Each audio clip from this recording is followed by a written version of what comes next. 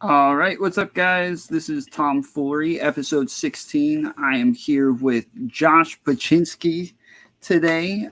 Thanks for coming on, Josh. Pleasure's all mine, Tom. Thanks for having me. Yeah, you or you had somebody contact me. I guess you have people who do that for you. I have a crew. Okay, and you've done a lot of stuff. I mean, it was very surprising to look at your resume. You've done TED Talks. You're an SEO expert. You have a documentary. I'm assuming you created the documentary called Don't Be Evil, which is Google's motto, or the creator of Google's motto, saying that they want to be this big, massive corporation, but they don't want to be evil. And so their motto is don't be evil. And I'm assuming you're pointing out the irony of their motto and the way that they actually go about things. Is that right? Yes, sir. Yeah. Okay. And so yeah, and you said that you wanted to get more into philosophy, political philosophy, things like that, which is what we love here and on Tomfoolery. And so it's a little bit interesting because the way this worked out, we kind of scheduled this maybe a month ago, or no, sorry, it's about 2-3 weeks ago. Yeah. And now that we're getting ready to talk about, I guess, division in America and how divided things are between the right and the left, or Republicans and Democrats, progressives and conservatives, socialists, and, whatever else. Like the division is insane, white and black, and so now, right as this is happening, I mean, we happen to have riots breaking out and what some people consider to be a race war. And, the division is coming to a head again, as it has numerous times over the last years. About every 10 years, it seems to get to this point. And so it seems to be endemic. And we've forgotten about all the school shootings that was going on as well, just because kids haven't been in school because of the pandemic. But I mean, that's still a huge problem as well. Mm-hmm. Yeah. And it's definitely, I mean, we talk about tribalism a lot on this show. And tribalism, regardless of how you identify, which is one of the problems that lots of people have with liberals right now, is that a lot of liberal ideas are first strained through identity politics before you can even get to an endpoint on that. And sure. And so I guess this. And I'm a liberal.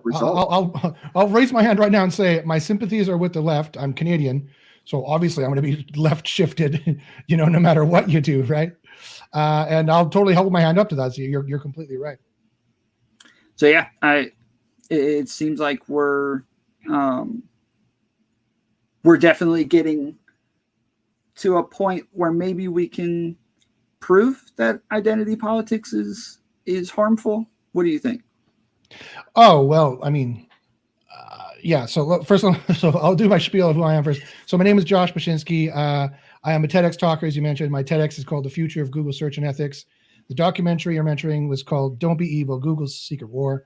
It was pretty much as you mentioned, but in the documentary, it's on iTunes. You can check it out. But on the documentary was about showing how Google was hurting small businesses as well, and how they were controlling the agora, controlling the marketplace, because they're in the loop of every buying decision. Best mattress topper, best shirt, best COVID-19 test. Like, we're all searching for that, right? And Google gets to have their say as to what you should buy. And they get to destroy businesses that way. So that not only is it our personal information that the top data companies are stealing, it's all that too. So that's what the documentary was about. I have a PhD, ABD from York University in neuroscience, psychology, and a little bit of philosophy. And yeah, so and I wanted to come on the show and talk about tribalism for sure today. I'm super happy to be on the show. And as I said, I'll be the token liberal for today. My sympathies are definitely with the left, but that's where it ends. And so Tribalism is the huge problem of our age. It's a fascinating issue that was started far earlier than you might think, and has a much more insidious background than you might think, actually, which I'd love to talk about at some point. But to directly answer your question, I'm not political either way. I'm a philosopher, so I really take great painstaking steps to stay outside of the tribes and look and say, okay, well, this tribe, and I like what this tribe does here, but I don't like what this tribe does here, and I can pick and choose, kind of. And I think if I had any message today that I was going to give out to your viewers, is that we've lost our freedom. We are intellectual slaves to the media cycles, and we're intellectual slaves to social media, and we need to regain our freedom and recapture the non-political truths that bind society together and make us actually work together. And that's the exact thing that was attacked. There was a PSYOPs attack on it, and that was destroyed. So that's going to be my main goal. If I get any notion across today, that's what I want to get across, is that we need to regain our freedom. It's a lot like the Matrix, quite frankly. We need to wake up and we need to realize that there's these two tribes that are warring, and they're literally going to kill us, whether you're on the left or right or in the middle or anywhere else on that spectrum. You know, stuff's getting real. I don't know if I could swear on the show, but stuff is getting real. Buildings are being burnt down, no matter what side the issue you're on. That's not, as we were joking, or not kind of black comedy joking, dark comedy joking. That's not a good sign of a well-run democracy when buildings are being burnt down because people are angry. Like what made them so angry? You know, why couldn't the situation be diffused? You know, what obviously is going wrong in the society that this is happening. So you mentioned identity politics specifically. So I'm not a big fan of identity politics. I can see it. I see there's situations where, yeah, clearly there's racism. I see situations where clearly there's prejudice. I see situations where clearly there's been inequalities that need to be addressed. But no, I don't look at any truth through any lens, identity politics notwithstanding. So for me, you know, I have, for example, I get that when one side is saying Black Lives Matter, as far as I understand it, my limited understanding is they're trying to emphasize a problem in society. Fine, great, emphasize away. Everybody is trying to emphasize a problem in society that is no less important an issue. People are dying. Of course, there's an issue there, right? And then when the other side, all lives matter, I get what they're saying there too. They're saying, yeah, of course, all lives matter. And everyone would agree all lives matter. It's just one side is trying to underline this particular problem at this time. But you notice, if we were normal human beings who weren't so ramped up all the time, that's where the debate would end. We'd be like, oh, I see your point. I see your point. Okay, let's have a barbecue. Like, that would be it, right? But because we're so ramped up and our talking from as the neuroscientists and psychologists now, our limbic systems are so inflamed and our mammalian brains are so, we're always in a stress scenario. We're always in a fight or flight scenario. Every decision is to our limbic system, a life and death decision because of this malfunctioning of society that's going on. And that is not, I'll tell you right now, as a professional, that is not a situation in which any calm, rational thought can happen, or statistically, the amount of calm, rational thought and getting alongness that can happen in that scenario is drastically reduced. And you know what the kicker is? The enemies of liberal democracy want it that way. Our enemies want it that way, and they're inflaming both sides on purpose. So you did say that there are, I guess, philosophical truths that are outside of politics that we've gotten away from. Oh, yes. And so what, if we can start there, what are those truths that we have gotten away from specifically? Well, quite frankly, it comes down to the moral truth. It comes down to our value concept. It comes down to why are we all here? What is the meaning of life? What are we all doing here? Why did we organize ourselves in a liberal democracy, a humans right-based liberal democracy to begin with?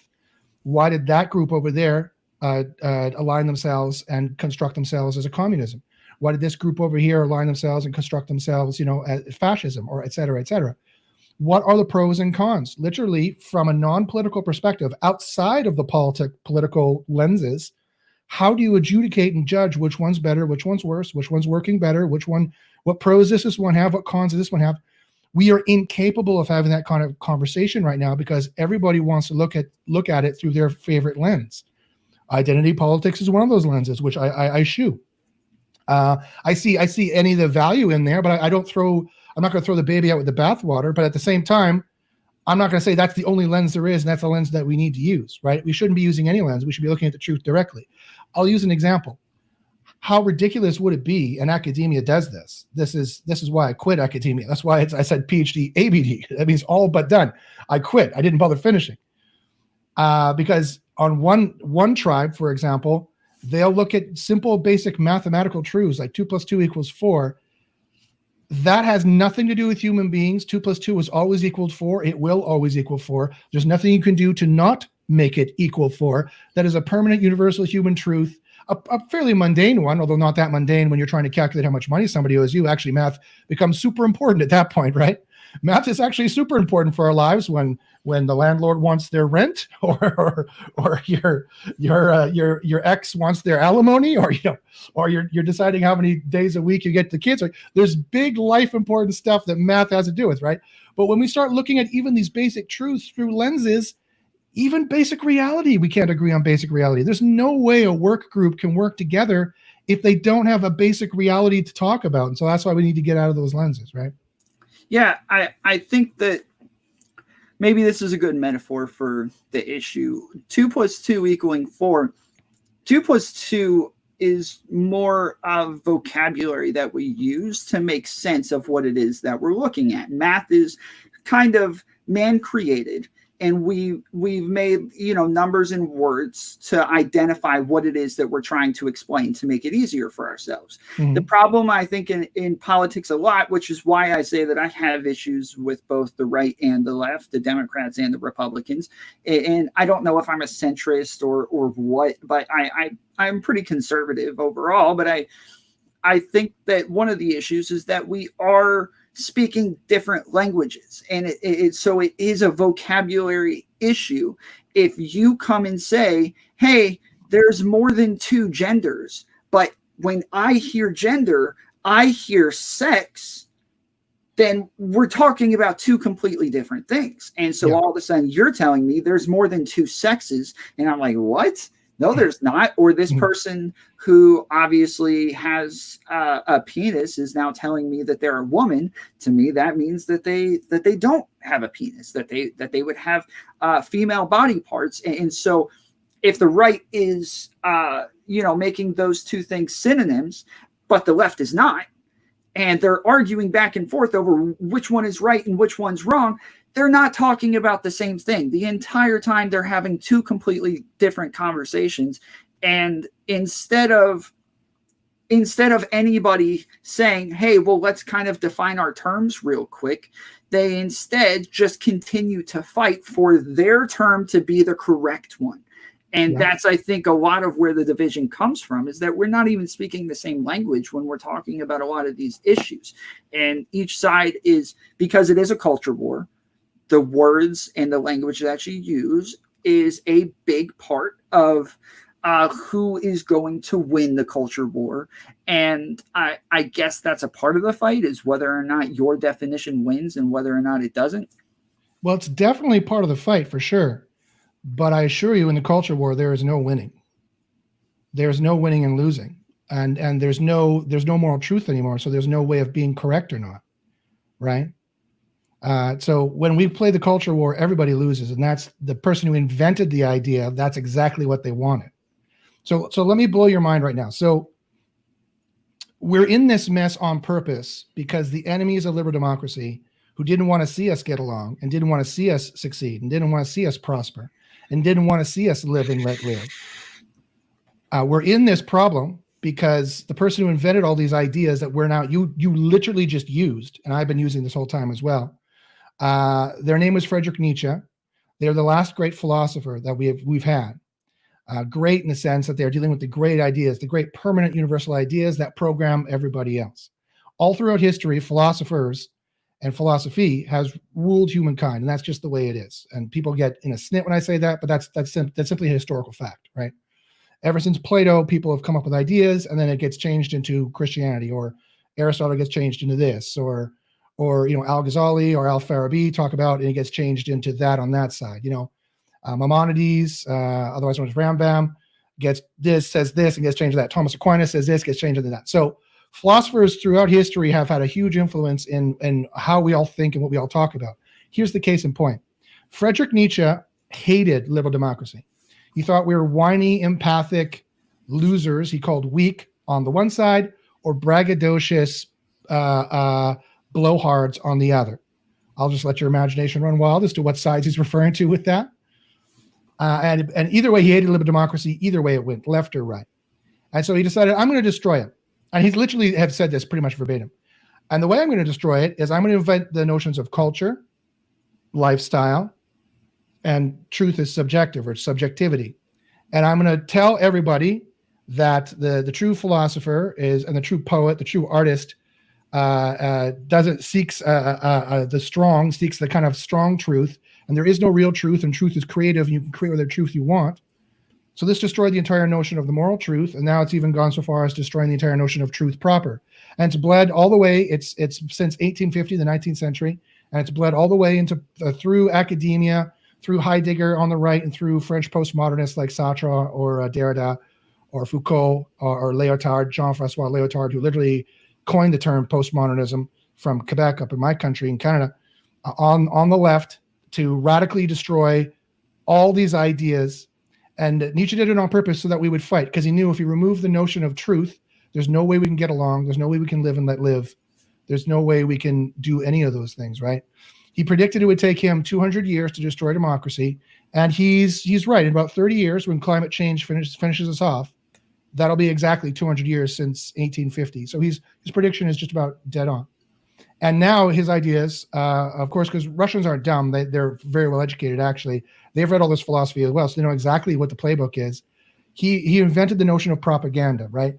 Freud picked up this notion of propaganda and taught it to his nephew, Edward Bernays. Look up the documentary, The Century of the Self, if you want to learn more about Edward Bernays. And they invented propaganda. Propaganda is the war before the war. And so we are currently in a very hot Cold War of propaganda, with Russia literally egging us on both sides, right? This is a fact. People know this. This is intelligence. Multiple intelligence agencies have said, hey, this is happening. Nobody listens. And this is exactly what's going on, right? And that's why we can't get together. That's why we can't ever get together inside the bubble. We cannot, in our tribes, we can't merge the tribes anymore. There's too much bad blood. They're too bifurcated, and that's exactly what Nietzsche knew would happen. So the only way to solve this problem is to step outside of our lenses, to step outside of our cherished side, and to look at true, permanent, universal human truths that apply to everybody, that have nothing to do with left or right. And that's the only solution. Or we literally start talking Mad Max scenarios.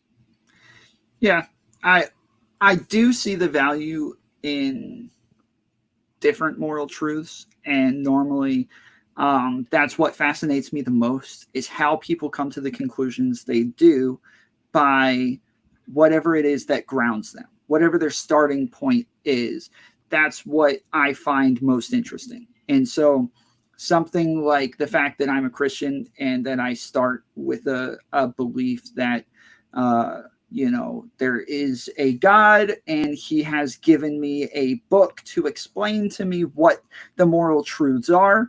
I understand that I'm going to have some different beliefs and different morals than some other people. And I understand that, and I'm willing to have conversations on a different level. Normally, when I have to speak to people who are atheists, I understand that we're having a different conversation, and that we have to kind of translate back and forth what the differences are from one side to the other. And I see the value in that. I do. And I see the value in that, especially in the United States, where lots of Christians want to say, oh, well, the United States is founded on Christianity, and laws and morality is all founded on Christianity. And so we just need to stick with just Christianity and Christian truths.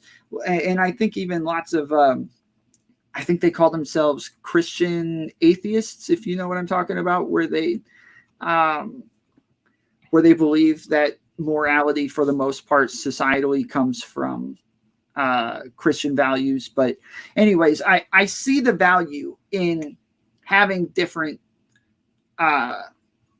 morals, and I see the value between a left and a right, and especially with each side playing a devil's advocate for one another. I see the value in that. I just think that if everybody's at one point, we've got to stop discussing, no matter how interesting and how well-mannered and how well-intended, And we've got to put that bridge up, right? We got to decide where the money's going to go. We've got to give money to schools. We got to do this. We got to do this and do that.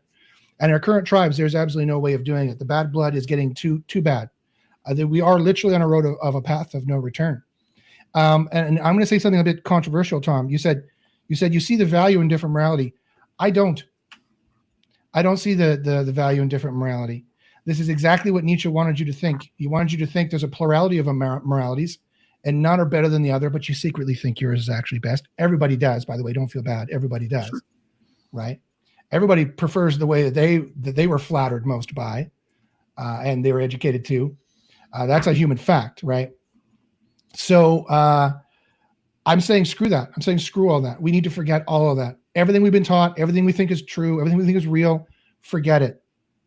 Just the way that the police stations are burning down now, we need to burn down this concept of moral plurality. We need to get back to, and so you asked earlier, well, what are these permanent universal truths that we're supposed to get back to?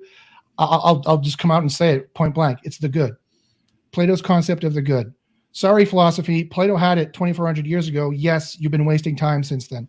That is a fact. That's just the way that it is. That's why I quit university, because there's just a bunch of idiots who just want to keep their job and tenure and don't actually ever want to solve anything.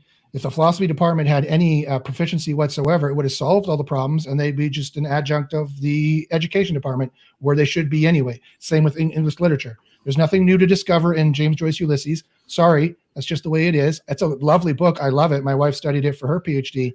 I have nothing against it. Or Shakespeare. I love Shakespeare. But that should be in the education department. There's no new truths to discover there. At some point, there's been philosophers in history who figured out philosophy and then moved on. Aristotle figured out philosophy. He was the student of Plato, and then he started to do some science. Bad science, yeah, but give him a break. It was 2,400 years ago. He didn't know what he was doing. He was starting science, okay? So give him a break. He didn't have anything to work off of. Al-Ghazali, over more in the Arab territories in the Middle East, he figured philosophy out, and then he moved more into the meditation hypnosis side, which is the side I've done both. I've gone in science for SEO, and I've gone into meditation and hypnosis for more of my own spiritualism, if you will, for lack of a better word. But it's not hard to figure out philosophy. You just have to know. You have to have the courage to erase all your cherished truths and then accept the ones that are valid and sound, and not let your emotions get in the way of accepting what's valid and sound. I.e., you need to grow up, and that's just the way it is. Adults, only children continue to question what is going on, how do we know what's going on, and why should we do anything? At some point, adults know what's going on. Adults know what's going on. Adults know how we know, how we're going to do it, and adults know why, and that's because of the good. So let me tell you what the good is. So, and I do this simple example every time. So, when your friend, at the end of the night, you're going to crash at his or her place, and they put a sleeping mattress on the ground, and they say, I know it's not ideal, but. Tom, has anyone ever said that to you? Or have you ever heard that phrase before? I know it's not ideal, but, and then they give some excuse. Has anyone ever said that to you? Yeah, of course. Good. Now, who taught them to do that? Did you request that they sought the ideal? Did you specifically say, and make sure in your friendship dealings with me, everything is perfectly idyllic? Did you ever have to tell them that? Of course not. Of course not. Everybody already knows to seek the ideal. Why? Because it's ideal, right? It's sitting right in front of our faces in the English language, and always has been, and it came straight from the Greek. Eidos, or idea, is a Greek word, and that was Plato's chief idea, was the good. That's why it's the ideal. I put an L on the end of it and made it English. That's what it is, right? That's where it comes from. It's been sitting here in front of our faces the entire time, and philosophy has been off doing whatever in the corner for 2,400 years, killing, going to the Middle East and killing them. They come back and kill us. We go and kill them. They kill us. That's yay. Thanks. More death. Woo. Great. Thanks, philosophy, for the last 2,400 years, right? Well, I'm here to say, as a philosopher, and I am a damn good one, actually, it's right there, and it's been there the whole time. Why do we seek what's optimal? Because it's optimal. It's the meaning of the word. You want to seek what's optimal because it's optimal. Why don't we seek what's suboptimal? Because it sucks, because it's suboptimal. That's what the words mean, right? I don't have to prove this to you, and everybody knows how to do it. This is the kind of permanent universal truth that both tribes have to wake up, grow up, and realize for their children's sake, if not for their sake, because the world they're leaving to their children is a piece of crap, quite frankly, and it's going to be if we keep fighting. And not only is it a kind of permanent universal truth that you asked for previously, it is the permanent universal truth that we need to agree to.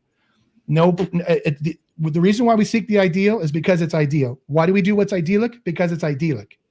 No further justification is required. No further justification is desired. I don't want to hang any more words off of that and give it a beard or personality for the one side, or give it identity politics for the other. A plague on both your houses, quite frankly. If I can quote the Bard, I don't need to hang any more concepts on that concept that will just be misused and misabused and misunderstood and splinter groups into 1,000 different religions here and 1,000 different religions there that can then fight after the fact. We need to, I know I'm saying radical stuff, but it's so radical because it's true. We need to wash all that away. We need to forget all of that. Now, I'm not saying people have to stop being Christian or stop being Muslim or stop being whatever. I'm not saying anything like that. All I'm saying is we need to remember the chief message of that divinity thing, if such a thing exists, was always to be good. And what did he mean by good? He meant this: ideal, idyllic, being nice to people. Don't ever hurt them if you can avoid it. If you can hurt nobody and you can make it as maximally pleasant and good for everybody else, that's a win. That's what you're supposed to do. Stop fighting and get together and do it, or I'm going to send another flood. Well, I don't think anything that you're saying is radical, but I think that it could be a bit simplistic and maybe even reductionist to say just do what's ideal. Why does it need to be complex? The answer should be simple. But if we disagree on what is ideal, so normally the right and the left, then I win. Are seeking the ideal already. That's fine by me. Yeah, we're gonna disagree. We're gonna disagree. Yeah, as long as we agree the ideal is the ideal, then we get out of this mess. But tell me who doesn't. Tell me who says, "Oh, I don't want what's ideal. I want what's not ideal." Like, who says that? Idiots. People who are dumb, people who are being ironic, people who are trying to be cool, but people who really are young and no matter what age they are, and they really don't get the simplicity of what I'm saying and the beauty of what's being said. And I could take no credit for this. This is Plato. This is all Plato, right? He all said this. He was a genius 2,400 years ago who said this, and then everyone else said pretty much what you did. I want to make it more complicated because I do. No, you don't get to flatter yourself by making it more complicated, right? If a simple is good. Simple means it's easier to people understand, it's easier to follow. We know why we're doing it, right? Now let's use an example. I know exactly what you're saying. So I'm going to try to argue for your side. Let's use an example like the gender definitions we're talking about. So this person, they were named John. Now they want to be called Sally, and they wish to be called or referred to as a woman. They want the feminine pronoun to be used in regards to them. Why? So this is where there's two possible mistakes that happen. And I'm going to say the mistake on this side and the mistake on this side to be fair. So there's a right-wing mistake and there's a left-wing mistake. I'll start with the left-wing mistake to be more fair. So I'll bash on my own side for a while. Does that sound okay, Tom? Yeah, sure. Okay. So the left goes too far here. Because Nietzsche has polluted their minds. And Nietzsche has told them there's a multiplicity of truths. Make all the truths you want. And so they do. And so they make 72 different kind of genders. Like, I'm blue. What's your gender? Blue. What's your gender? Carillion. They can make up any word they want, right? And so none of that matters, right? None of that's true. All of that is just subjective. Fine. I don't care. But don't tell me it's true. So they've gone too far on that side, I fully admit. And any well-meaning person who's now told I have to memorize 72 new genders so that I can remember which friend is which, that's too far. That's too complicated, right? It's too complex. You will never get the norms of social niceties can never be pushed that far, right? It's just not practical. However, on the other side, on the right side, okay, so even after, and my dad said the exact same way, right? Even after he angrily said to me at the dinner table one night when we're discussing this, he said, well, that, just because they want to be called a girl doesn't make them a girl. And I said, what effing difference does it make?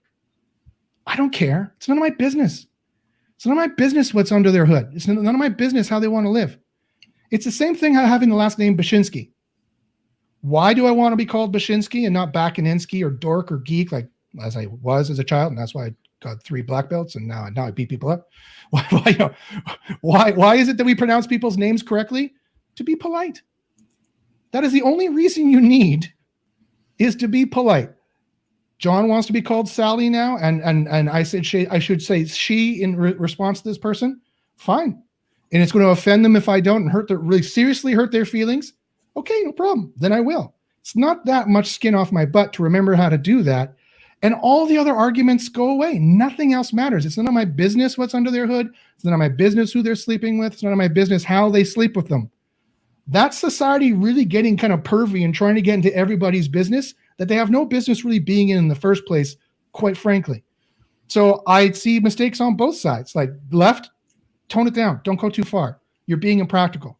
On the right, get out of their business. Just be polite. They're not trying to tell you that a vagina physically is a penis. They're not trying to say that. They're just saying they want to be referred to as X, Y, or Z. So fine, refer them as X, Y, or Z if you want to be polite. And being polite is good just for being polite's sake. It'll come back around when the right says, hey, we still want to have our guns, and the left will go, okay, you gave us transsexual, so we'll give you guns, whatever the thing is, right? If you pay it forward, if you're nice, the other side has a better chance of being nice. Not necessary, but a better chance of being nice. And that's just, niceness is just the glue that keeps society going, and the glue that we've completely and utterly run out of in our particular society. And by the way, it's not just the US. This is going around the world. Canada is the exact same way. Some police just tossed a woman out of a 29th floor in Toronto, as I understand, if I think I read that correctly as I was skimming through the internet. There's been riots in every country. This is a worldwide problem, right? And it's a serious problem. And I'm sorry to say, it's not that the right is going to win over the left. It's not that the left is going to win over the right. If we stay right and left, no one's going to win. We're all going to die, right? There's going to be huge, huge problems when climate change finally comes around. And because here's what we forget about climate change. Here's another way I'll blow your mind and actually seriously depress you. Tom, tell me this. How well do you think the world has responded to the current pandemic? Whether you think it's true or false or a hoax or whatever you think, just tell me though, how well do you think the current governments responded to it? How efficiently? I think most of them did fairly well, and lots of them almost didn't respond whatsoever. I mean, right. In comparison. So if you had to, with those hundreds of thousands of deaths, if you had to give the world a grade from 1 to being horrible, we should all be ashamed, and some people should be shot or put in jail, to 10, we should all be given medals, and it was perfect, what number would you give it? Probably about a 4. A 4. Okay. All right. Okay, a 4. I thought you were going to go a little higher based on what you just said, but no, I agree. It's about a 4. It's pretty deplorable, quite frankly. Now, okay, when climate change finally rears its ugly head in 20 or 30 years, and it will, we're going into a 30-year minimum with the sun right now. The only reason why that's not going to cause another little mini, look it up. Anybody who doubts me on there on Google. The only reason why it's not going to another mini little ice age is because of all the carbon we've dumped in the atmosphere. We've made a nice little hothouse for us. It's going to kind of, we got a 30-year grace period. It's actually fantastic, right? In a way. The problem is that we're going to be lulled into, oh, it's not that bad ism. And then in 30 years, right, there's going to be some serious huge problems. So in 30 years, when climate change really rears its head, and I'll use a conservative estimate. I won't even be crazy liberal on this one. I'll use a conservative estimate. We not only will be dealing, so just imagine how well we dealt with COVID-19. Imagine in 30 years, we've got 2 or 3 pandemics like that per year. And we have endemic natural disasters. We have wildfires that are endemic. We have hurricanes that are endemic on the other side. We have droughts and temperatures approaching 60 or 70 degrees Celsius in the middle of the country. That's 20 degrees higher than the Sahara. That's almost a boiling point, by the way. That's uninhabitable, I'll let you know. And we'll be dealing with that simultaneously around the world. And if we keep putting mercury in the oceans and polluting the oceans the way we are with plastics, the fish will, and or will overfish, the fish will be gone that billions of people rely upon over in Asia. How well do you think the governments of the world are going to respond to 5 COVID-like situations happening simultaneously the entire year, year after year? Do you think they're going to get better than a 4 out of 10 on that one? Probably not. I have my terrible doubts, right? So yeah. So that's what I find really interesting in this COVID-19 thing, is that everyone's forgotten about climate change. And even if you're taking really those are conservative estimates. If you look at the more doom and gloom estimates, the naysayer estimates, they're talking like wars and like serious stuff. I'm talking like the stuff that's already happening, already wildfires in California, all up my coast, the West Coast, already wildfires in Australia. That already happens. We already have water table rising. Water tables are being poisoned because seawater and sewage backs up, right? It doesn't matter if the sea only rises a few feet. That's not such a big deal. And that's why everyone goes, oh, that's not a big deal. That's not the only thing that happens. If the seawater rises a few feet, it brings the sewage back up, and then the whole water table is poisoned, and then, no, you can't live there anymore, right? It's cost prohibitive to live there. And then living everywhere costs 5 times, 6 times what it already costs. And it gets you, right? COVID-19 has shown us just a little tiny little pandemic like this, which is really not all that bad compared to what's going to happen with climate change, shows us there's all these little ways it's going to get you that you didn't think about, right? So when I turn 75 in 30 years, I'm going to die at home, or I'm going to die in the car, if in the parking lot of the ER, because they're going to say, sorry, we have no more beds left. Even with our great Canadian health system, which was totally free, we have no beds left, sir. So you have to be turned away because of COVID 2050. The new SARS 2050 plus the new whatever. They'll have 3 going on at once. Sorry, we have nothing left. Sorry, that's just the way it is. So that'll be my fate. That's what's going to happen, right, to me. All right, and I fully know this, and other people have to realize, even in a first world country, for people who make good livings, there'll be shortages, right? There's the governments never plan properly. They never have enough hospitals. They never have enough doctors. They never have enough police. They never have, they never have enough anything, because they never get enough money, because all the people at the top are sucking all the money up, right? That's the other problem we need to remember. As long as we're tribal, this is exactly the way the rich want it. The 1%, are loving this, right? And I'm not talking from the left perspective. I'll jump onto the right with you guys for this and shake my AR-14 if I was allowed to own one. I wish I was up in Canada. I'm not, but I'll shake my gun with you guys at this point. The 1% are laughing at both of us, and they're loving the fact that we're fighting, and we're not looking up to see who is messing this up. It's the guys at the top who are messing this up, right? That's always the way it's been. The rich and the powerful who run the society have always been the people throughout history to run that society into the ground. It's not our problem. It's not our fault. We buy what they sell. We have no choice, right? So that's the other terrible thing that we're missing right now, is that it's the rich screwing everything up, and they're getting a completely free pass right now. They're preparing to go to Mars and the moon. They're literally preparing to get off this planet. Did you see that? Mm-hmm. They literally are test firing a rocket to get the hell out of here, because they know this place has been screwed up. Like, it's mind-boggling. I'm like, am I in a dystopian novel? Like, this is insane. This is insane what's going on. I don't know, Tom. I'm freaking out. What do you think? Yeah, so let's take it back just a minute, because when I say that I think it's simplistic or reductionist to say that we should just do what's right. We should just do what's good. We're not defining what's right or what's good. And that is where the difference lies. I don't think anybody is out there saying, hey, let's just do all bad things. Like, nobody's saying that. Well, some people are, yeah. Maybe, okay, but nobody that we're going to take seriously. Nobody. No well-meaning person is saying that. Gotcha. So I can define it. So first off, I didn't say right. I specifically did not say right. The right is a bad idea. The right is a virus that we've been sadly dealing with since Plato. That was Plato's downfall. That was Plato's mistake. Plato's beautiful computer-like brain discovered what the right was, and he wrote about it in books like The Republic and The Protagoras and The Philebus. And then he, in his systematic process, okay, I'm going through the politeia, the prevailing political opinions, that's what the Greek word means. And now he comes to something called the right, duty, honor, rules, and they bewitched him. They gave him, it's like a mind virus. It literally is a Trojan horse mind virus that got into his brain and made him think that something like that existed, that the right was real. But Nietzsche showed that the right is not real. There is no right. There is only good. Good latches directly onto pleasures and pains. The right latches onto people's bullcrap opinion as to what you ought to be doing, divorced from the pleasures and pains, right? I can map the good down onto psychological real things, neuroscientific real things. I cannot map the good to that. I cannot map the right onto anything. It's just people's opinion. So I very specifically did not say the good, just to be clear. But that's what you wanted, right? You wanted a definition. When I fully define the good, and it's hard to do on a show, but I can give it a shot if you want. I have books about this that people can read. They're free. And when I say a book, I mean a Word document I've hammered my big sandwich clamps on until I had enough words to call it a book, and then I give it away for free. just to be clear, I'm not even really asking you to define it. I just want to make the point that we all agree normally that we want to do good or we want to do what's optimal.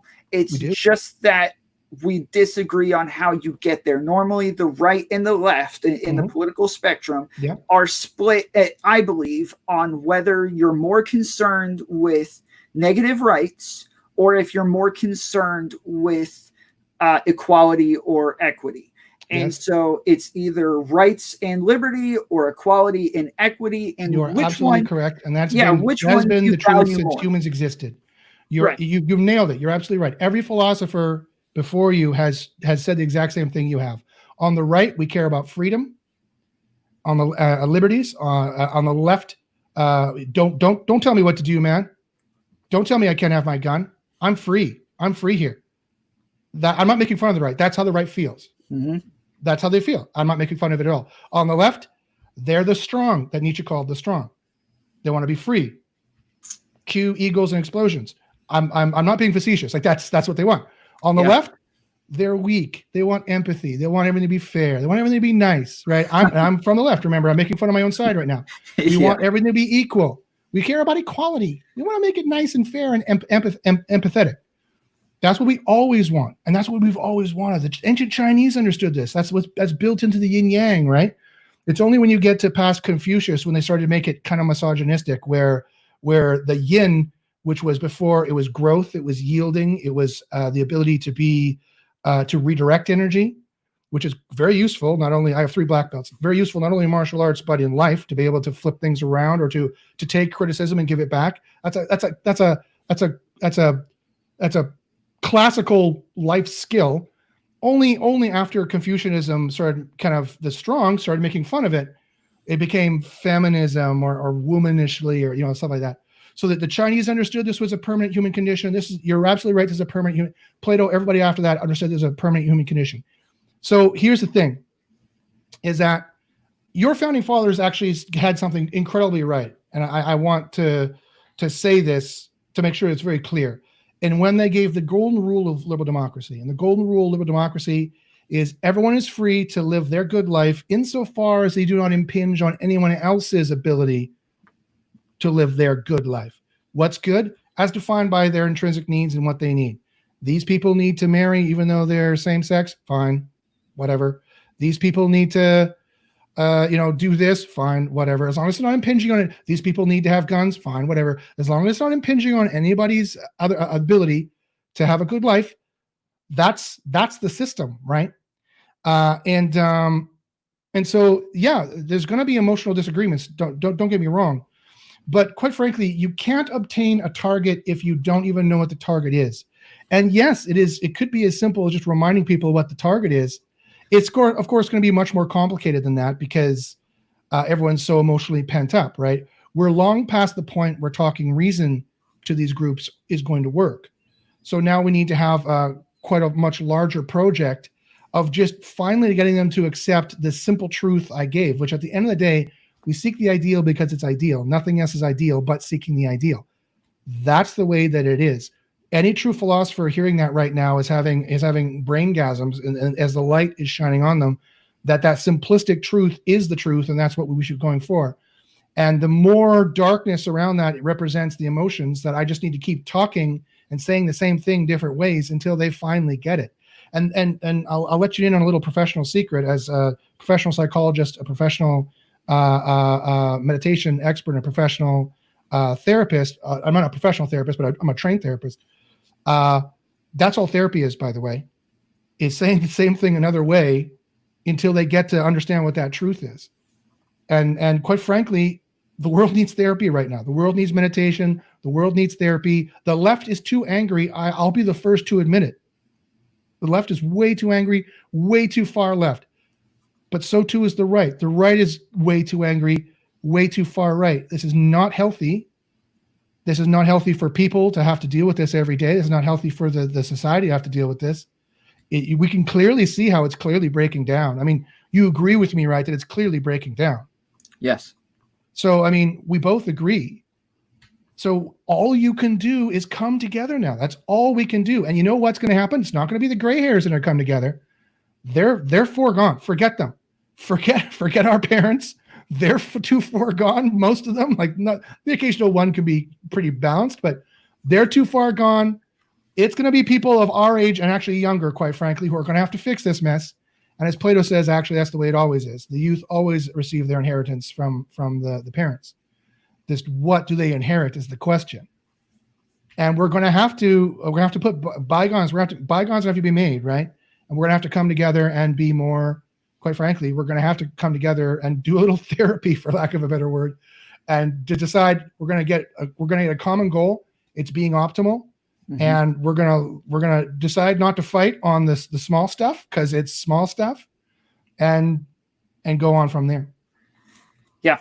Yeah. I know it sounds simple. I know it sounds lame because it's so simple. But it's just the way that it is. I can dress it up with all the philosophy you want, like Nietzsche did, right? I could boil Nietzsche down into like 3 sentences. I can boil Plato down into 4 sentences. We can dress it all up if you want. But at the end of the day, do we really want all that dressing? I don't think we do. I think we want to get stuff together so no more houses are burning down and no more shops are being looted. That's not a good idea for a society to have people that angry and no more people are being murdered when they don't need to be murdered. How about that? All those things need to happen. Toot sweet. Yeah. Well, the way I interpret Nietzsche is similar to what I'm saying. Isn't that there isn't not that all of these like different ideologies and different way of thinking, not that that's the best thing. I don't know how to explain this. It's just that it is good to have each side playing devil's advocate towards the other side to keep each side in check. And so when we have 2 different sides, we have the right and we have the left, or Republicans and Democrats, or whatever you want. It's even in the United States. I mean, we have a mixed economy between capitalism and socialism. Like we are not directly in either one of those categories. Well, every country does, by the way. No country has ever had unrepentant, uncontrolled capitalism. That would be, except for like ancient Greece that had slaves, like where the strong ruled and people were literally murdered on a regular basis, and things were seriously cruel. So we all agree on that. Like there needs to be some checks put on capitalism, or we'll be selling people by the end of the day. Yeah, I mean, I've had a couple of anarcho-capitalists on my show, so they don't necessarily agree with that. And I've had anarcho-socialists on as well. And so this is what I'm saying. We need to read Peter Kropotkin, who was one of the great anarchists, who said, anarchism is just the period before war. If you take away all the rules, you know who rules? The strong. Because the weak made the rules to hold the strong back to begin with. That's why we made them. If we don't have any rules, we go back to Game of Thrones. Yep. We all saw how happy everyone was in Game of Thrones, except get rid of the boobs and get rid of the dragons. There'll be no fancy dragons. There'll be ships bombing you from orbit, but there'll be no boobs. So it won't be great. I assure you. Yeah. Just a lot of stuff burning for sure. Yeah. And dying and crying and, psychological issues, stuff like that. Yeah. The fire without the dragons, but exactly. So that's what I mean when I say that I see the value in having 2 different sides. And I do too. I see people on the right. You brought up the example of guns, right? So the right isn't that they just need guns and they love guns so much and they just have to be guns. It's that once they feel the pressure of government taking away some liberties, they see this as a slippery slope to just to get to, where the government's telling them anything and everything that they can do and all freedoms are gone because we allowed that one thing to happen. While the other side is saying, hey, well, people are being shot unnecessarily. Regular citizens should not be walking around with this power. And then back to the right, well, actually, the government shouldn't be walking around with this power. If anybody should have it, it should be power to the people, not to the government. And it's just back and forth, and both sides have legitimate arguments and grievances. And I personally like to find the middle ground where we can all have those disagreements, but we have to live in the same society together and find some laws that come to because it's not perfect over on this side and it's not perfect over on this side. The optimal area is normally somewhere in the middle, and that's the area that I like to find. And so when I say I see the value in that, it's that I personally, and people like me, and I assume people like you, we're more centrist people. We want to find that middle ground and stay there. Yeah, and middle ground is how things get done. Middle ground is how things get solved. Middle ground is how people shake hands. Literally, I mean, they have to get too close together to shake hands, right? And to do deals and get things done. And to talk about guns, so it doesn't matter. When I say, I see, people. I hear your slippery sock argument. I don't think it's necessarily a bad argument, and I say, fine, have your guns then, because at the end of the day, quite frankly, there's another argument that the right makes that I agree with, in that if you took away the guns, these people would still try to find a way to hurt other people, or at least themselves. Yes, they'd hurt less people if they didn't have such an efficient weapon, but still they try to find a way to hurt people, and that's curing the symptom and not the disease. The disease is mental health. I'll tell you, as a trained psychologist, I'll tell you right now, the disease is mental health, and the social media wars we have going on right now literally causes people who are on the edge of being crazy to be crazy.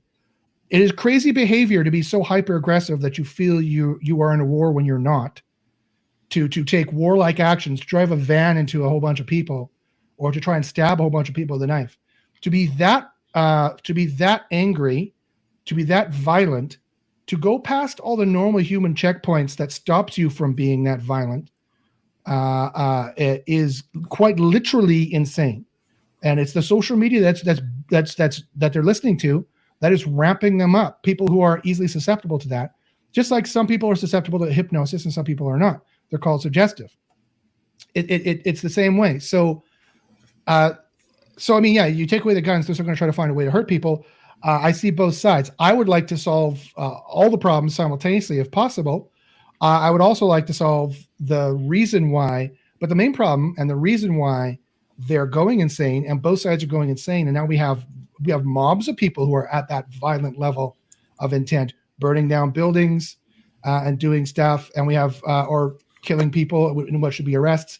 They're too angry on both sides. And that's going to cause insane behavior on both sides. That's just the way that it is. It's simple psychological math, if you will, that the science knows and has known this whole time. So we have to deal with the main problem, which is the tribalism. And the only solution is a common goal. And the best common goal to use is the good, because the good is the only thing that serves everybody, right? The good is the only thing that's good for all, good for everyone, good for each.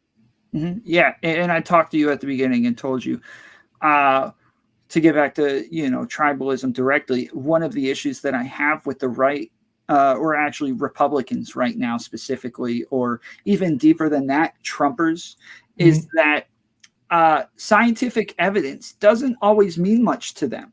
And so when it comes to things like climate change, when it comes to things even like coronavirus, something that's simple, they want to fight it so much and come up with some sort of pseudoscience alternative bullcrap from a fish oil salesman that says, oh, see, I told you, here's an expert. You guys are all brainwashed. You're sheeple. Like, those people are driving me they're driving me insane.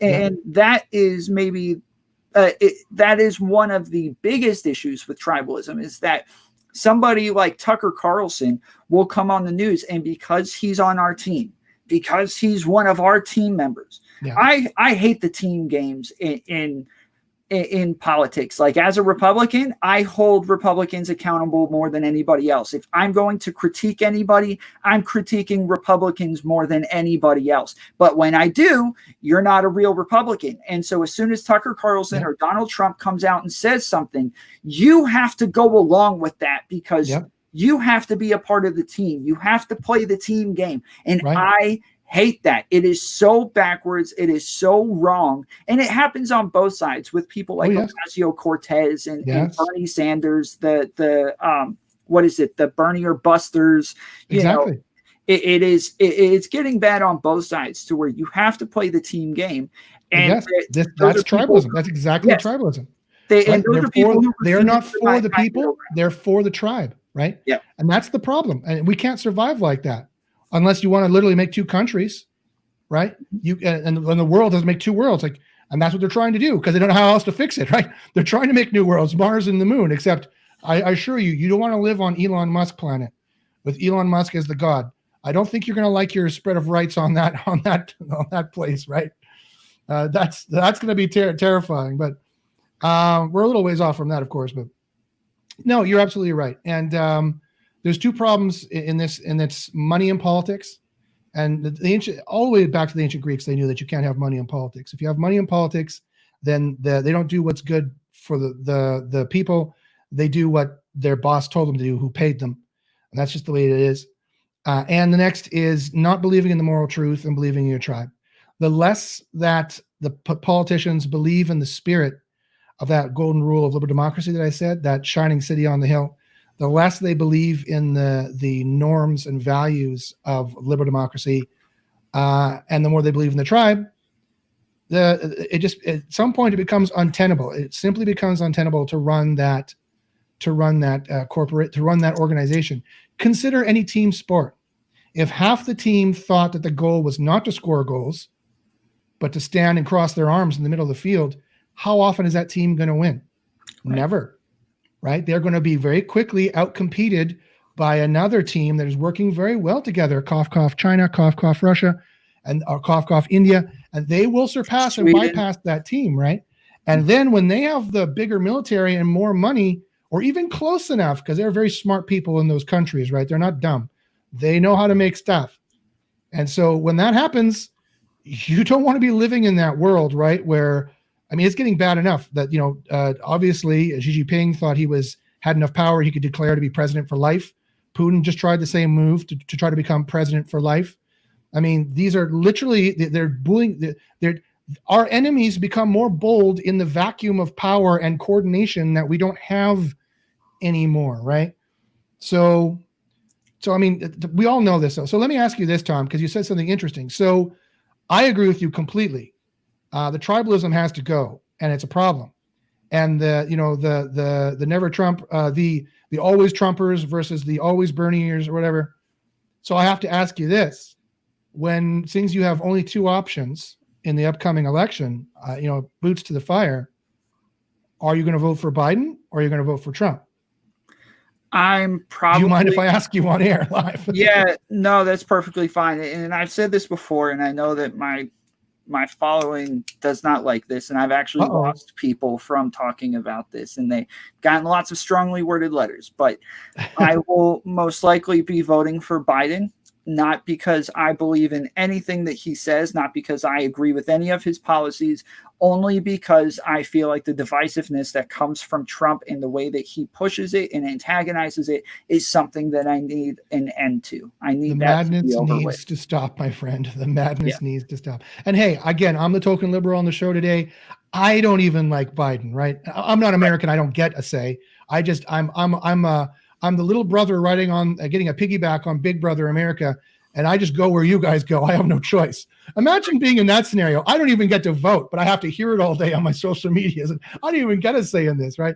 But if I was American and I had the chance to vote, I would, of course, vote Biden. I would vote for a stump over Trump. There's no choice, right? This decisiveness, this divisiveness, another 4 years of this can't stand because they continuously are removing protections and regulations in the background too. And I guarantee you eventually they're going to get to some regulations that you cared about.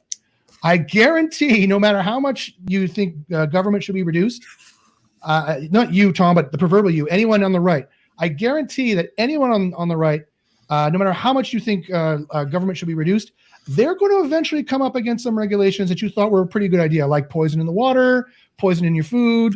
Without those regulations in place, I don't trust the corporations at all.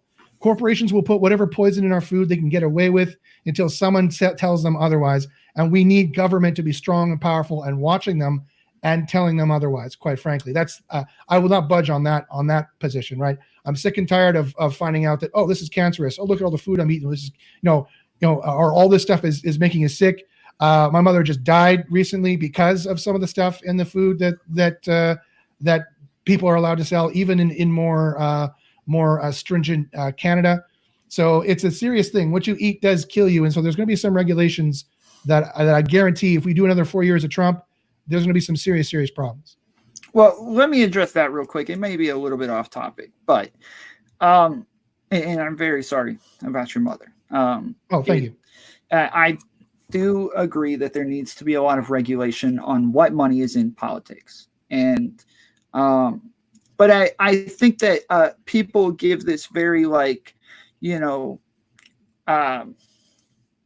this very cut and dry statement, no money in politics. And I think that money in politics does serve a purpose to a point where people need to be represented. And and lots of times if politicians aren't willing to hear you and they're only willing to listen to their people and do what their people want, but their people aren't all that educated on these topics, they don't really know what they're talking about, and they don't have the information. Money in politics and I can't think of the word, but the groups that will actually work for you and get your message out there for you, especially with politicians, those groups actually serve a good purpose, and they are necessary. So this very cut and dry, no money in politics, I disagree with that, but I do think that there needs to be a lot more regulation and a lot more stronger regulations on these things. Yeah, sure. I'm a path of least resistance guy, because a path of least resistance is how we get things done. And if it happened in a way that there was some blanket law that just took, that put a cap on it or watched it better, whatever, fine. I'll take whatever we can get in that regard. But if I'm being philosophical and I'm asking kind of from the outside, I'd say,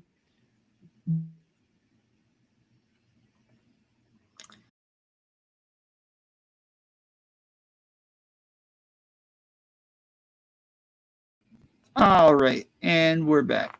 Sorry about that. Like I said, everyone here is on Netflix. I've been playing Gears of War 5 all day, and it just keeps crashing after a little while. So I apologize for that. Normally, it's quite good, but we were on money in politics. Yeah, I was right in the middle of saying. So I find the American system very interesting. The whole notion of the capitalist system interesting in people not getting in the way of deciding what rules should be where, and taking a kind of a libertarian view almost, in okay, we're going to let people live and let live, and let them do kind of whatever they want. And I could be completely wrong, so please, any people who understand American politics better than me, a non-American, please let me know if I get this wrong. But in having specialized interest groups, it seems to me that there's an inherent tribalism, though, in having specialized interest groups petition politicians for special action in some regards or not. Shouldn't all of the benefits of government be decided wisely by said government, the council of that government, who decided what should be decided? I don't see why this special interest group needs to beg for more attention, or this special interest group needs to beg for more attention. That's a system prone to breaking down, right? One, you need to have someone to care enough to petition on behalf of those people. Two, it depends on how well they do it. Three, it depends on if the person responds. Shouldn't all the inequalities and lack of freedoms that need to be fixed be addressed by a political system, and just and then they just do it? They don't need special interest groups to hopefully remind them. It seems like there's tribalism, like mini tribalism, baked into the larger tribalism. Yeah, I mean, even things like scientists and there's nonprofit organizations that, man, the word is right on the edge of my lips, and I can't think of the word. But there's groups that do this lobbyists. Lobbyists, yeah. Yes, and so they will lobby for you, and there's, like I said, nonprofits and all sorts of different groups who will lobby for things like climate change, and they'll go and talk to all of the politicians and explain it to them and make sure that they understand, hey, look, there might be this regulation over here that's really stopping us from making some groundbreaking stuff that could really help us with climate change, or there's some regulations over here that are hurting us when it comes to finding a solution for coronavirus. And so all sorts of things like that. Like, and it's not just that simple. I mean, there's regulations that could hurt you in any sort of field, anywhere in business. All sorts of corporations could be having issues that are just unforeseen by politicians. And so lobbyists are able to come in and explain to them and say, hey, look, this is harmful. This is hurting us. You know, we need to be able to make some changes here, find the middle ground, whatever it is. Yeah. And lots of times, if you don't have these lobbying groups, then the politicians have absolutely no reason to listen to you whatsoever. And they're only going to listen to their citizens who are likely uneducated on these topics. Yeah, well, I mean, you need to listen to the polity. You need to listen to the doxa, as Aristotle said. That's the doctrine of the people. But at the end of the day, it seems to me like a stopgap measure. I mean, now we're getting to the weeds here, but it seems to me like a stopgap measure of how to run a government. Quite frankly, I mean, the government should not be a bunch of people who are so clueless as to what's going on in their country that they need lobbyists to come and tell them what needs to be fixed. It called me crazy, but it seems to me the other way around should be they should know very well what needs to be fixed in the country. They don't need any lobbyists to tell them, and they assign money to fix it, and they go and fix it. I don't know that we should expect politicians to know everything about everything either, though. I mean, they don't need to know everything about everything, and they should definitely have advisors and specialists in science, quite frankly, of what is going on, with established scientific facts as to what's going on. But I mean, this comes right back down to Plato. So in Book 6, The Republic, he argued just because the guy owns the ship doesn't mean he should be the one choosing where to go and how to get there. The captain who knows the waters is the one who should be piloting the ship, so you would not run afoul of the reefs. Yeah. Right. And so it goes the exact same way. And I because I work in tech, I see this problem from another perspective, where Google is getting away with highway robbery, Facebook is getting away with highway robbery, Netflix, Amazon is getting away with highway robbery, because we've been innovative and we don't have regulations. Well, that's not a good thing, I assure you, of the stuff that they're doing, the way that they're hurting people. And the gray hairs never are going to understand technology as well as younger people. So no, they're not supposed to understand everything, but they definitely need people advising them. And I don't think it should be. I don't think it's the group that can emotionally make the most noise and can play the violins well enough that they trigger enough pathos to get fixed. I think everything should be weighed scientifically, like how much pain this is causing, how much trouble this is causing, and a more utilitarian decision, I think, probably should be made in those regards. But yeah. I would gladly accept the American system if we could, and completely how it runs right now, if we could just get rid of the major tribalism that's going on right now. That would be great. That would be perfectly fine. It would be a perfectly good country to live under, in my opinion. Right now, as things are going, I'm seeing some huge serious problems. Yeah, and so is this not? Because you keep saying in America, is this not as big of an issue in Canada? Because I've been looking into Sweden a lot lately, especially with their, their herd immunity stuff going on, and how they trust their leaders and just believe whatever it is that they tell them. And so, is this not as big of an issue in Canada as it is over here? No, I'm afraid not. I'm sorry. And I'm not. Canada definitely has problems. Canada definitely has racism. Canada definitely has inequalities. Canada definitely has all these problems. In Canada, the winter is the enemy. So we turn most of our hatred towards winter, and we tend to work together. For most of the country, it's in a deep freeze for most of the year. So I don't know. Maybe that's the reason why. But no, we've definitely had trouble. It just has to do with more about getting along and not leaving everyone to fend for themselves, and being a little bit more social, liberal democratic. Seems to be a little bit more of a well-functioning system, maybe because we all hate winter, as I said. And so, but we would definitely have more issues. We definitely have issues with, like I said, police just apparently pushed a woman off a 29th floor of a balcony. I don't see why that would ever happen or should happen. Maybe I got the story completely wrong. Maybe she jumped and the police were there. I don't know. So I'm not making any. I'm not. But we're having riots up here. We're having problems up here, and there are some. There's some dirty secret truths that Canadians don't want Americans to know or would admit, like how well Aboriginal peoples are treated up in Canada. It's not very good. It's kind of our dirty little secret that not a lot of people know about outside of Canada. So I'm not even sitting on a high horse. I'm not sitting on any horse and saying Canada is great. We definitely have our fair share of things to fix too. And as I said, this tribalism definitely is a worldwide problem, and it can and will rear its head in Canada as well. No country is immune. We've all got to stop. We've all got to drop the bull crap and start to work towards a common goal of what would be optimal or of ideally. Yeah, I know. I think you guys have Trudeau right now. Yes.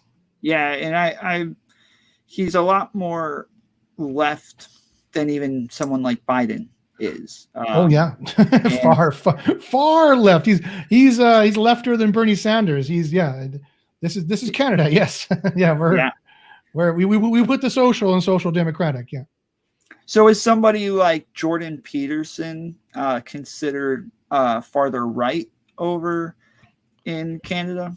I can't remember. I spend so much time looking at American politics. I can't remember who Jordan Peterson is. I'll have to Google him really quickly here. Jordan Peterson was the guy who made a big deal about Bill C-16. And refresh me what that was about. That was some sort of law, or I don't know how the laws work or whether it was a law or not, but that was more about you having to tell people or call people by their preferred gender pronouns or something like that. And I see that here. He's actually become like very popular by talking about whether or not people should have to do that by law, or whether or not it's just people trying to take advantage of the current political issues. Yeah, so I mean, it's very interesting. So let me tell you in one way I think Canada gets it right, and let me tell you one way I think Canada gets it wrong. So in Canada, we have the same, we have a Charter of Rights and Freedoms, and in the Charter of Rights and Freedoms, speech is protected. So we do have free speech as well. We're free to speak our minds for the same exact political purposes that your brilliant founding fathers thought up of, and that we need to be free to say whatever we need to say to fix whatever needs to be broken. And that is also to control the truth, in that to make sure that the established powers that be cannot control the truth in a way that you're just not able to say that, Donald Trump is dumb or something like that. Even though that's the way it's starting to go in America. Definitely the people closer to that Mango Mussolini are not allowed to say that he's dumb or things like that. However, in Canada, they also enacted something called a hate law. So although I have freedom of speech, it is illegal, and I can be brought up on charges if I say hateful things for just hateful reasons. And then you might ask, well, what does that mean? Hateful things for hateful reasons. Well, it's all the legal examples are pretty established, and a judge will determine if you were saying hateful things for hateful reasons. So if I just start saying the N-word like crazy and because I'm literally trying to hurt people's feelings, that would be a hate crime. And I think that's where Canada gets it right. There's no reason to allow people who just want to be jerks to say hateful things for hateful reasons, to give them a protection which was meant to protect people and protect the society. Being hateful doesn't protect the society. Being hateful hurts the society. So I think that's where my own country gets it right, in that there's a hate speech law that goes hand in hand with the free speech law, and then they work synonymously, and then that you can say whatever you need to do to fix the society or help things along. You just can't be hateful for hateful reasons. You can't be a bully. You can't be a jerk. You can't be an abuser. Just strictly for those reasons. However, this is where Canada, I think, gets it wrong, or they go too far, and that's exactly in this C-16 bill. This again is the left going too far. Is my own side. I'm the token liberal here. That's my own side going too far. No, it's not a good idea to make it a law that you have to refer to someone by their chosen gender. As I said, you cannot make rules of politeness into laws unless you want to be a dictatorship, unless you want to be a totalitarian fascism. And so that's a step too far. That's a path too far. That's the way it is. It's going to do more harm than good. It's going to hurt more people than not. It's going to offend people on the other side more than not. I don't think that's the high road. The high road is choosing to be good and seeking the good, no matter how hard it is to attain the high road and maintain it. It doesn't have to be socially mandated like China did with social points, because that's just going to be abused. And the C16 thing, in my opinion, is where the left goes too far. Yeah. There's even things in the United States. I have another show called Streaming Saturdays that I do every Saturday, where just random people come on. We might have 5 different people on at a time. We'll be pulling up comments from people the whole time, and they get to, communicate with us the entire time we're on the show. And last night we had a show talking about this woman that they're calling Darth Karen, where she was in Central Park. Right. And she had her dog and started calling the police, just reported a fake crime, screaming, "He's attacking me. He's trying to hurt me." And she ended up losing her job because of this. And so I asked everybody when we first started, I said, obviously she reported a fake crime. So we all agree that she reported a fake crime, and we all agree that she did something racist. Let me ask you, do you think that she got fired for reporting a fake crime, or did she get fired for saying something racist? And everybody's like, oh, she definitely got fired. If she didn't say something racist, it probably never would have blown up like this at all. So I said, okay, so at what point do we feel comfortable with our businesses regulating what we do off the clock? At what point is it taking it too far? Is freedom of speech not allowed when you're racist? And now can people start firing you if we're going to allow that? Can they start firing you for your political ideology and your political affiliations as well?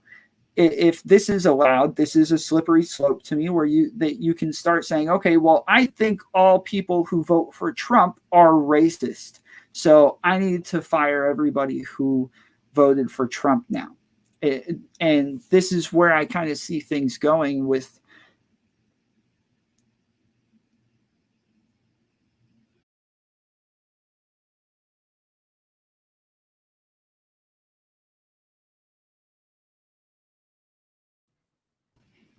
All right, there we go. I told you I can edit this stuff out. So later on, I apologize. Usually my internet is rock solid. I do podcasts and meetings like this all the time. And it's just because it's Sunday, and I'm sure everyone has a day off today. And I'm sure my internet provider is, kind of windy out, so maybe a tree fell over and knocked down a line or something. I don't know. I apologize. I was so angry because the question you're asking me, I loved, because I wanted to talk about this person. So yeah, I guess I might have to edit that part out just to get this all in. So let me rephrase the question real quick. If we're going to allow people to fire somebody for saying something racist, then where do we draw the line when it comes to firing people for things that they say or beliefs that they hold that are not actually being that don't actually come into play while you're at work or on the clock? Does this lead to people firing somebody for being a Trump voter? I love that question. And so again, as a token liberal, I'm going to say something that might sound a little bit surprising. I completely disagree with cancel culture. I completely disagree with mob mentality of any kind on any side. So let me tell you, when I watched that video, and she was, I don't know if anyone watched that video out there. She was freaking out. Her dog was freaking out. You could hear stress in the voice of the guy as well, who was recording it, the bird watcher guy. And but she was, as someone who was trained at the PhD level in psychology, she was having an emotional event. And so it just seems so strange to me why she was like that. And I don't want to 10,000 foot diagnose somebody from that far away, but it looked to me like she was having some form of emotional breakdown. Like she was having all the symptoms and signs there of someone seriously emotionally upset. Yes. So are you still there, Tom? Yes, I completely agree. So either something happened before that video got recorded that we did not see, and I don't know. I want to think the best of everybody, and I'm not starting a conspiracy theory here. I'm just saying I want to see the footage before the guy picked up the phone, because for all I know, maybe he did yell at her or something. They probably had a heated exchange. They're humans, right? They probably had a heated exchange, but he did seem more calm than she did, for sure, at least when he started recording. But there was no... Real quick, there are reports even from her and him both saying that he asked her to put a leash on her dog. Mm-hmm. She said no, kept trying to walk by, and then he started calling the dog, throwing food to the dog, saying, come here, to prove a point that the dog could just run away from her at any point. And that's why the dog starts freaking out, is because there's food all over the ground now. There's treats. He's trying to get the treats. The guy's calling the dog over to him. And so, yeah. Okay. Well, again, I don't know if that's true. Right. I don't believe anything. First off, we have to stop believing everything we see on the internet, and even videos sometimes, because they can be pretty convincingly faked at this point. But let's for the sake of argument say that's true. Then I mean, what are you doing, dude? Like that. So I teach martial arts. As I said at the top of the show, I also have 3 black belts in my spare time. Apparently, I had time to get 3 black belts. I teach martial arts. I teach self-defense. Like that, I would flunk both those people out of my class. Like that's not how you de-escalate a situation. Okay, that is rule number 1 of self-defense. Don't antagonize other people. Talk your way out of it if you can. It's safer that way. Trust me. See my bent nose. You see, I know it's safer to do it that way, right? Despite the fact that I'm 250, let me tell you, I know. So that was a dumb thing to do to begin with. But at the same time, they both started doing emotional dumb things. Did she deserve to be fired for that? No. And let me tell you why. The reason why we have a liberal democracy, any country, all these countries that have little democracy, that chooses what the penalties are going to be for bad behavior in society, because there's some mechanism to vote to do that, right? If you don't like the death penalty, there is some, although I just critiqued it, but there is some legal recourse to get that removed or changed or whatever. Or if you think the sentence for possession of this or that is too long or too short, you do have a legal recourse in the system to change that. And we can haggle all day as to whether or not that legal system works properly, but the only thing to do then is to fix it if it doesn't.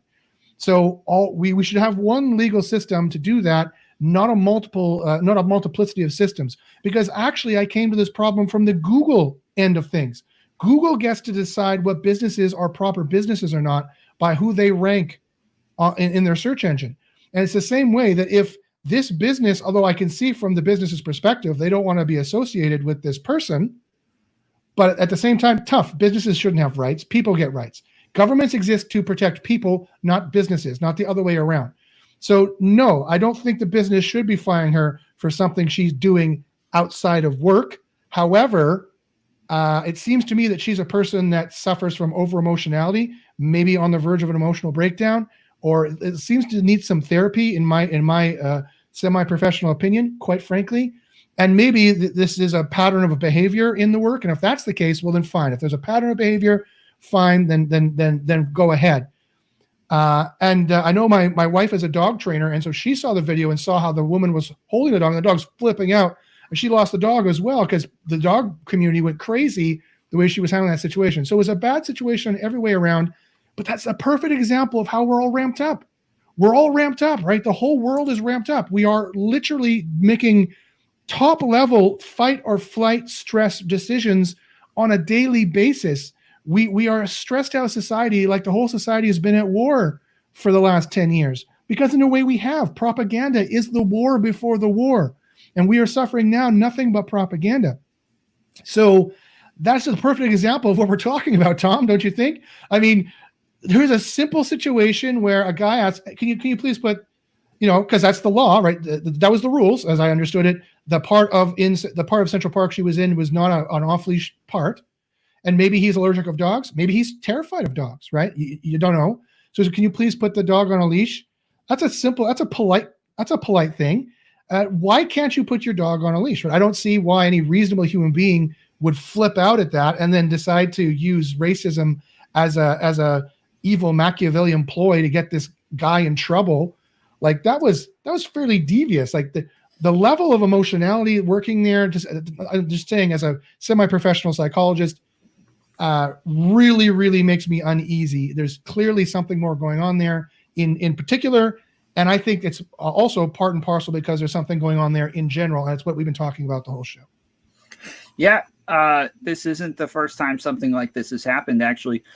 Because businesses do have the right to fire people for whatever they want. You know, they have their own freedoms. And I understand when you say that there are bad optics to this, where if they keep her, then it seems as though they are endorsing her racist behavior. And like you said, it does seem more like she's having a mental breakdown. I've watched lots of videos and lots of places cut out the part where she is screaming frantically, "Help, hurry, he's hurting me." Like, you know, she loses it. It's really extreme. Like a lot of these videos is really extreme emotion on both sides. Or some of these cop videos, like, why is the cop so terrified when he gets out? And I'm not defending anybody. I'm saying it's terrible that a life had to be lost. I'm saying, you know, obviously I think we could all do a little bit better. Everyone in the world can try to be a little bit better. But as I said, as a semi-professional psychologist, I'm looking at this and why is the cop flipping out? You know, you can hear his voice cracking when he's ordering the guy to get out of the car. And then the poor black guy, he's freaking out because he's like, oh my God, I'm about to get shot. You know, like, why are we on DEFCON 10 all the time? Why are all of our emotions up like this? It's not, I'm telling you, it's not healthy. Yeah. And you do say that a lot of this is from the media. And I agree with that. And I think that the hatred, as much as I don't like Trump, I think a lot of the hatred towards Trump, as if he is just ending the world right now, is a big problem as well. And so this entire conversation reminds me of a guy, I think his name's Joaquin Castro, where he had tweeted something about Trump donors and had a list of Trump donors and companies that were donating to Trump, and posted them online for everybody to see, and say, it's pretty much said, like, I think this is sad that these companies are donating to Trump, and even had like personal names and things like that on there.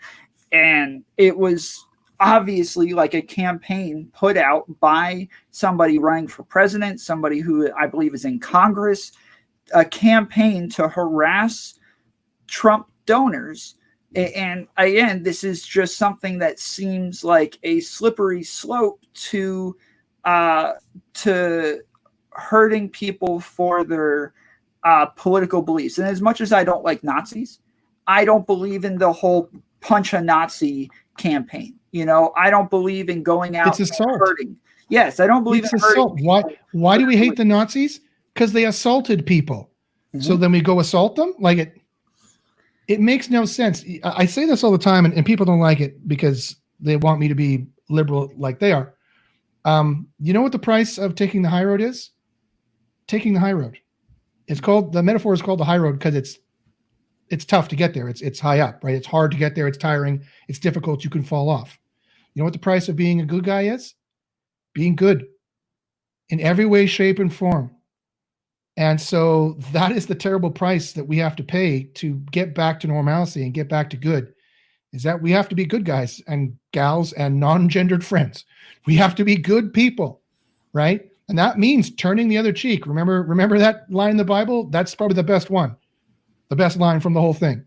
Turning the other cheek, being kind, even in the face of adversity, maintaining our emotional equilibrium, being healthy emotionally, so we can maintain our emotional equilibrium, knowing when it is the good time to intercede verbally, maybe even physically, knowing when it's not the good time to intercede verbally or even figuratively. The ethic of the good is not in starting problems, it's in solving problems. If what you're doing cannot be classified in any way as solving the problem, then you're part of the problem, right?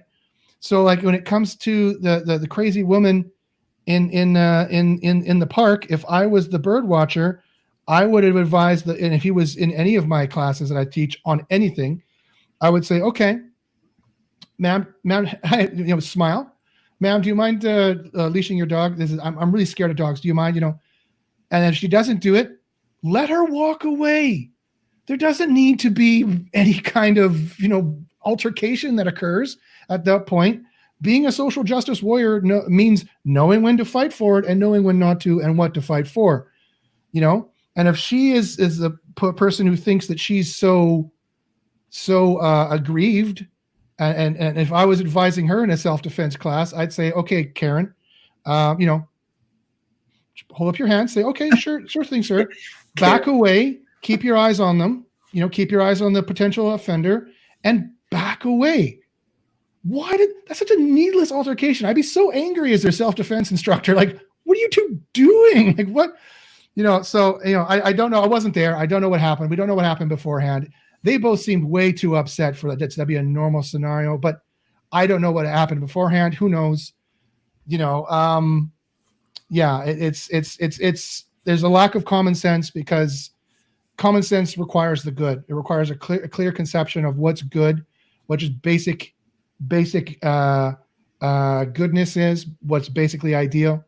Once we recapture that, all of the normalcy returns, right? The more we capture that, the more we remember how to be a balanced, neutral human being, and we can respond to other people as balanced, neutral human beings.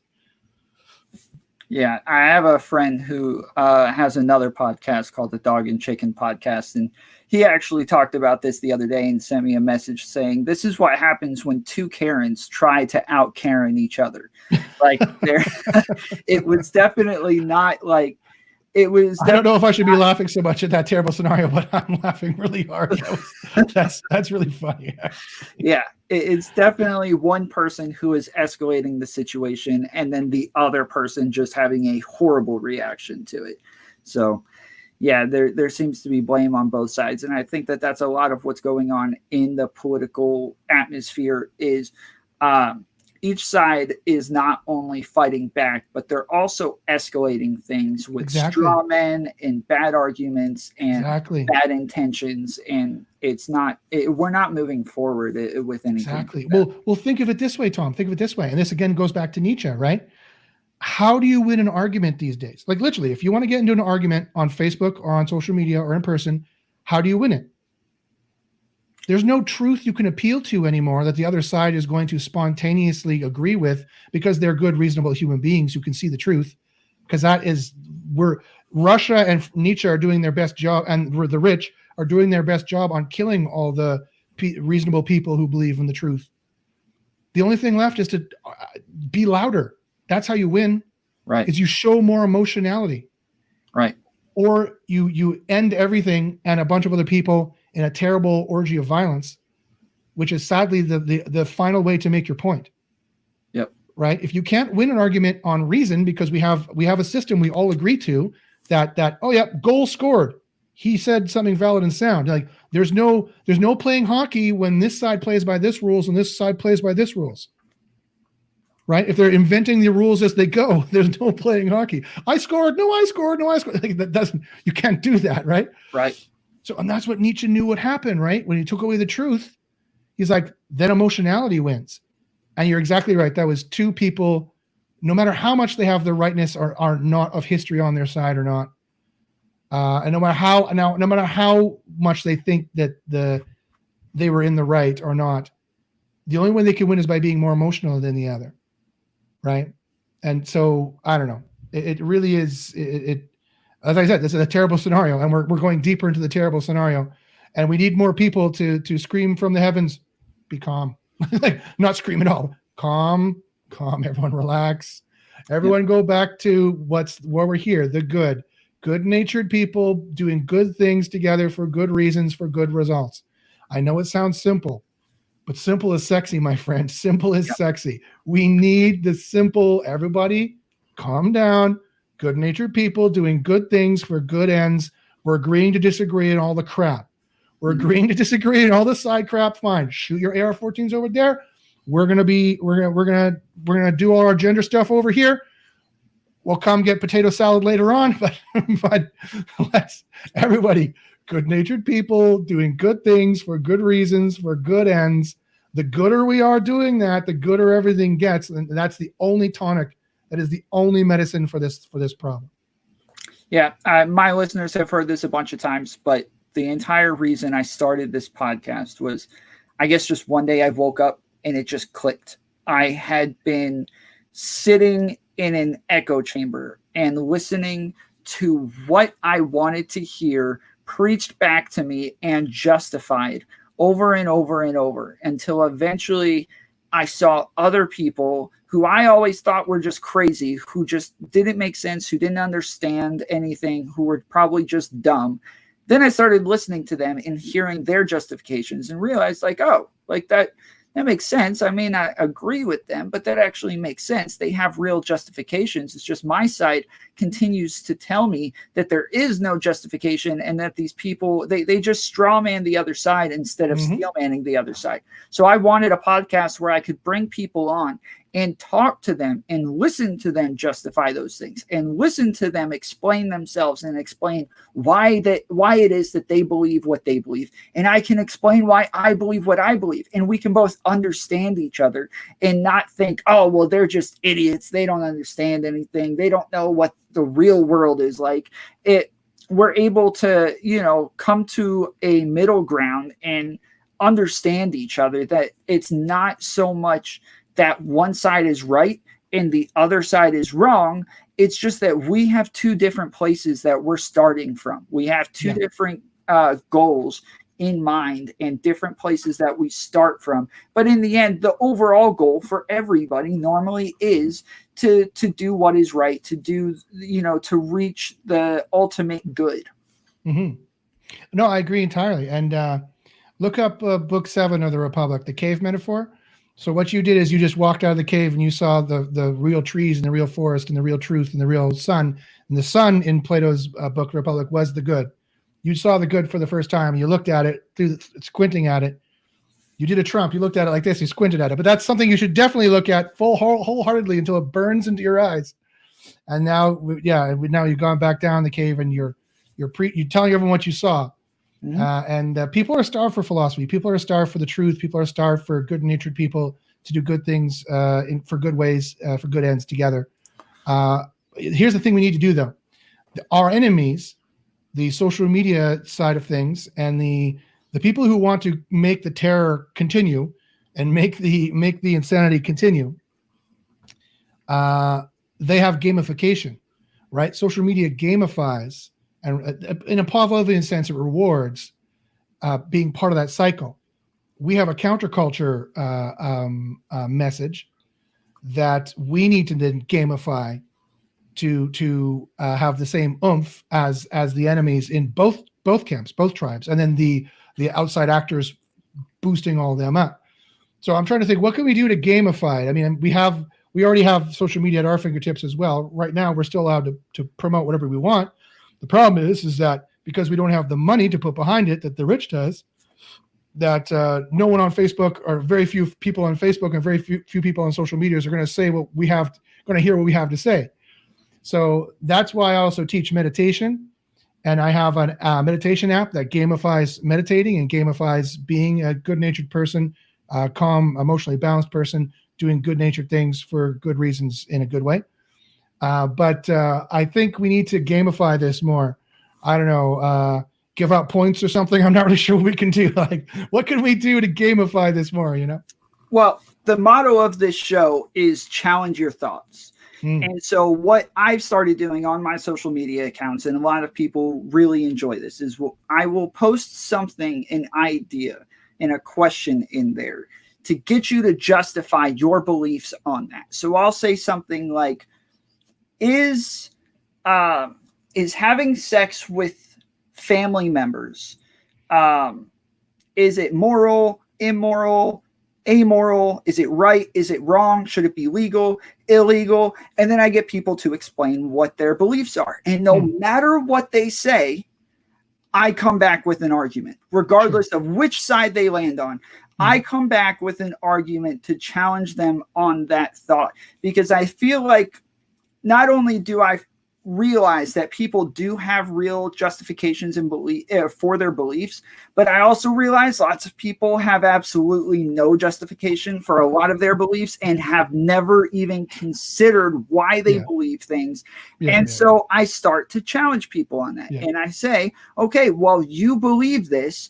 Why? Why do you believe that? And no matter what, I'm going to play devil's advocate, and I'm going to challenge them on it and get them to really think, really get those gears churning, and really get them to kind of consider something different than what they've just always believed.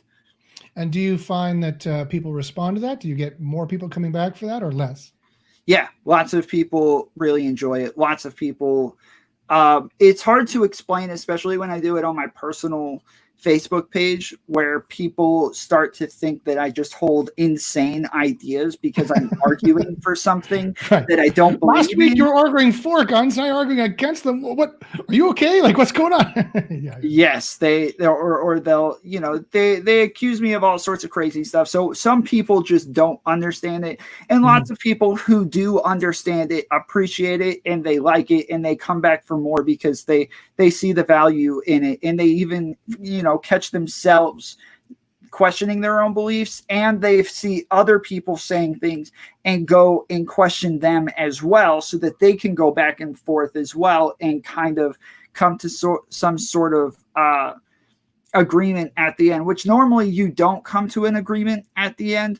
Normally, lots of people aren't even comfortable having an argument or a debate online in a public forum like that, but they are coming and they're reading those comments, and they're like reading each side and understanding what each side says, and they go back, whether you commented or not, you go back later and sit and think about that and try to understand what it is that that you actually believe, because you may have never even thought about it before. I think you're onto something there. You know, that's the way a standard philosophy 101 course would work. For example, the best ones anyway, they're going to challenge your beliefs. They're going to ask you what you believe, and they're going to find the holes in that argument, and they're going to hit you with that and see what kind of person you are. Are you the kind of person who gets upset and emotional and calls the police to take someone away? Are you going to care in it, right? Or are you going to be like, well, okay, well, you know, I'll think about that. I'll consider that. And let me tell you, you know, the percentage of people like that are very, very rare. People who can honestly look at the other side and honestly try to see their argument and honestly try to interact with it are very, very rare people. It's very difficult to do that because our emotions are our emotions, and our emotional safety blankets are our emotional safety blankets. So we need to change the emotional safety blanket. Like, there's a left-wing emotional safety blanket and a right-wing emotional safety blanket. And there's a centrist emotional safety blanket. We need to throw those blankets away, and the emotional safety blanket needs to be the philosopher emotional safety blanket of, I want to know the truth. I want to know what is true. I want to know what the best arguments are. I want to know what the permanent, universal, enduring truths are. I want to know what the good is. I want to know those things. And that's what we need to go for. I mean, it's so simple to me, and it's so obvious that it's hard for me to argue for it, because like you said, it's very simple, and I'm like, yeah, it is, and that's what you kind of want in a solution. You want the solution to be simple, right? You know, and marking everything by and comparing everything to how good value is, how good importance is, how good idealism is, how good the good is the bulwark we need to measure everything by. And as you said earlier in the show, it is already the mark that we measure everything by. We just don't always have the pure product. We need to go for the pure product because it's a pure product, and there's nothing pervertible about it. You cannot pervert the good. If it's not good, if somebody's being hurt, that's not good. That's just the way that it is, right? It would be better if people didn't have to be hurt, no matter how much you may want to hurt them, or no matter how much you think they might deserve it, or no matter how much, you know, all that other bull crap, that emotionality in there. The fact is that it would be less hassle if we didn't have to go out of our way to hurt these people. It would be gooder if we didn't, so don't, right? Right. Yep. Well, I mean, when you talk about, are you frozen? Oh, no. No. All right. This is driving me crazy. I apologize. I better finish off a point and just quit while we're ahead at this point, because who knows how many more times my internet provider is going to be pulling this down the whole time. But yeah, to me that is gaming. That's how I try to really test everybody. Is I want to know what it is you believe and how you came to that conclusion, and like we've done today, regardless of what it is you say, whether I agree with it or not, I'm going to challenge you on that and try to see if maybe even there's something that I'm missing here and that I can learn from. And lots of times it's more just that we have different starting places and we just happen to believe different things. And I think that's okay. And I see the value in that. So that's the doorway to wisdom.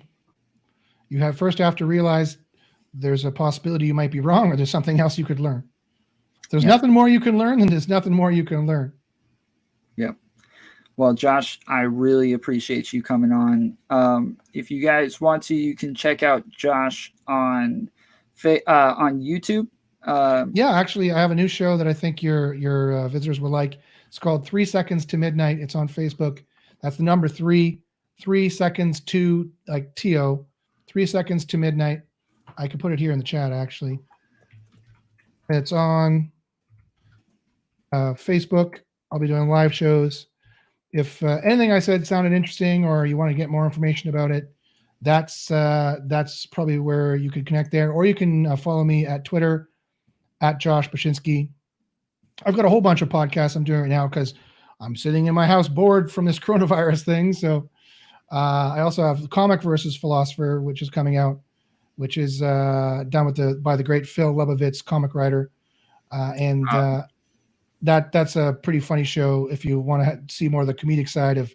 I'm trying to do philosophy, but the comic keeps interjecting every 3 seconds, so that's a funny way to go as well. Yeah. Okay. Well, yeah, this is his channel. That's more of the SEO stuff there, but I will be putting a video on there about all the different stuff I have coming up as well on the different channels. Okay, great.